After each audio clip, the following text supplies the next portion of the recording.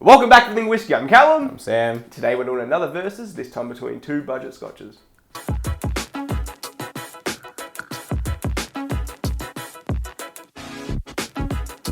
Alrighty, so today we're going to do High Commissioner and Ballantines. These are both like very budget, very accessible, very mass consumed, mass marketed, the whole, kind of thing. You see it in every shelf. And they both score like very highly in regards to, they sell a ton. People like them. People, go back and keep buying it. So they're definitely doing something right in the scheme of whiskey nerds. Probably not, the most frequently bought. I think Ballantines would be up. I don't know. If you're talking about whiskey nerds, I doubt it. But I feel like most whiskey nerds have tried both of these. Yeah. Although I don't really see this around.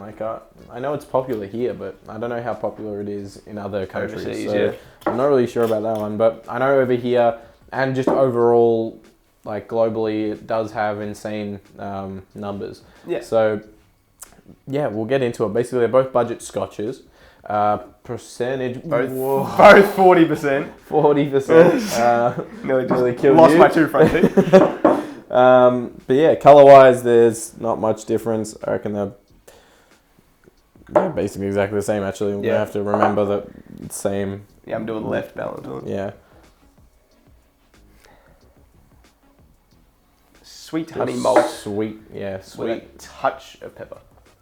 Yeah, it's a little bit of that earthy pepperiness. Definitely the earthiness is that funky mulchy malt. Yeah. But yeah, for the most part, it's like bran cereal covered in honey, a little bit of butter.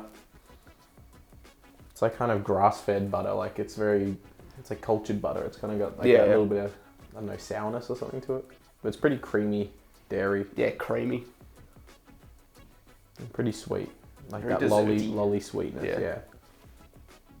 I'm gonna go nose next to it. There's a lot more peat.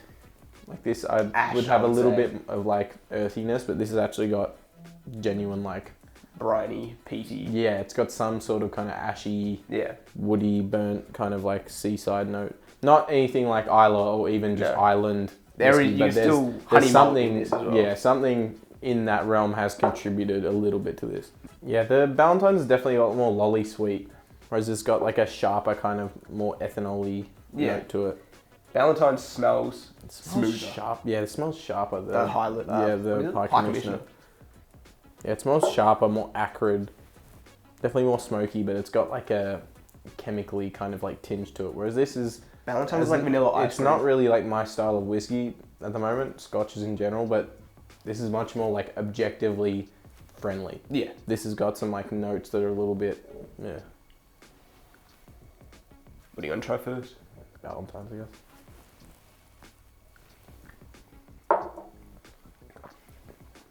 Very lolly sweetness with that very smooth malty. Yeah, it's barely. I mean, we've been reviewing cast strength bourbons. Not much. Which is surprising. It's nice that that's not happening, because normally I get overwhelmed with that gross kind of moldy, mulchy. What were you saying? Normally, we're drinking bourbon. We're drinking high proof bourbon, so this is very thin, but just smooth. There's no burn whatsoever.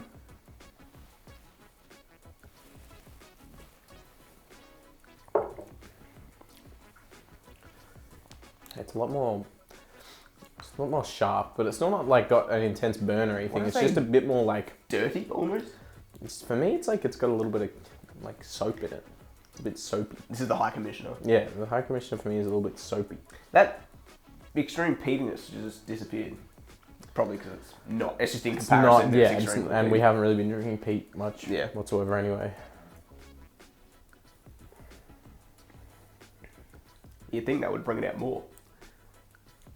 That is still very sweet and friendly.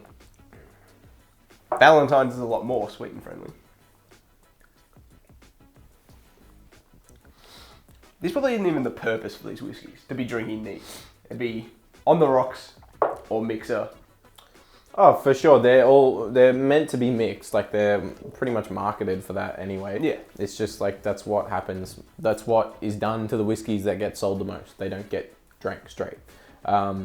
Johnny Red's a perfect example. Johnny, all that kind of stuff. Yeah. Like, they're not meant to be. They're not really like, they're like, the marketing side of things will pretend like they're great for that because that objectively makes them look high quality if you can enjoy them that way. But they know that you're not. Yeah. That's not, they're not trying to make that the purpose of it. If they were, they'd lose a lot of money. So this is the same deal. It's more just like, how does it taste when it's mixed? I know a lot of people who drink Ballantines and dry Ballantines and Coke. It's just like, I remember Cam used to just guzzle the stuff. That was all we would drink. So it's definitely a common thing. Again, High Commissioner, you see it a fair bit less, like online and in other countries and stuff, but it still does have insane distribution and selling. So like, it is big. But I think for the most part, Ballantines probably wins in like the numbers side of the game, but also for me personally, I do prefer it. If I'm gonna drink something with a bit of a kick, I'm gonna go all the way to Isla. Yeah. And actually like have some proper smoke and Isla notes. Ardbeg. Or if I want something like desserty and like smooth notes, but with a kick up the arse, then I just go cask strength bourbon. Yeah. So for me, it's like, it's not really, it's a bit confused as to what its point is. It's a bit too harsh to be that mass marketed mixer. I think there's too many notes in it that make it a little bit weird. People just go for the Ballantines. So if for a versus, for the purpose of the shootout, I'm going to go with Ballantines. So would I. High Commissioner, it's nice. It's fine. For what it is. It's what, $40? Can't remember. Probably. You'll put the prices up when he edits it. I can't remember off the top of my head. They're both very cheap. Yeah. But yeah, so... Yeah, I agree. This is confused. Yeah. Even if you wanted like those Isla notes in a blended Scotch, Johnny Isla Origin.